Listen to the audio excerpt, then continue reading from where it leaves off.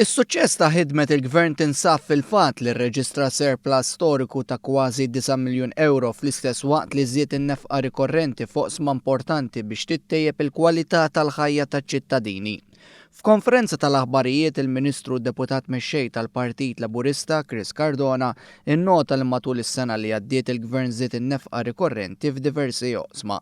Fl-2012 l-aħħar sena ta' Gvern Nazzjonalista, in-nefqa fis-settur tas-saħħa kienet ta' 330 miljun euro. Fl-2016 din telet għal 500 miljun u wieħed euro. Żieda ta' 171 miljun euro. Din in-nefqa ġejja primarjament miż-żieda ta' servizzi ta' kura fis-swali tal-Isptar Mater Dei u l-ingaġġ ta' ħaddiema bħal infermiera u professjonisti mediċi f'ammonti mingħajr preċedent.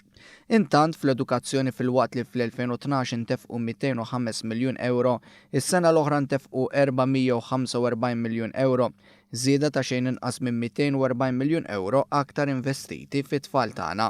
Nefqa li iktar minn irdupjat fosthom biex jiżdiedu n-numru tal-liema u l-essays fl-iskejjel. Żidiet oħra l-kwalità ta' ħajja ħjara ċittadini seħħu floti ta' benefiċċji bħal l-in-work benefit fiċ-childcare b'xejn bżieda ta' 12 miljun euro u fil-pensjonijiet bżieda ta' 20 miljun euro. B'hekk in-nefqa ta' dak li jiġbor il-ħarsien soċjali ra żieda b'aktar minn kwart ta' biljun euro.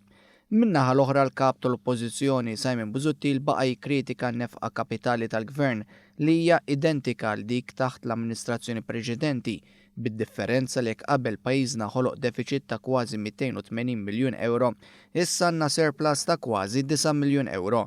Fid-dawl ta' dan, Cardona saħaq li l-mistoqsija ewlenija tkun li wara din il-kritika ħarxa mill-kap nazzjonalista x'se jaqta' Simon Busuttil.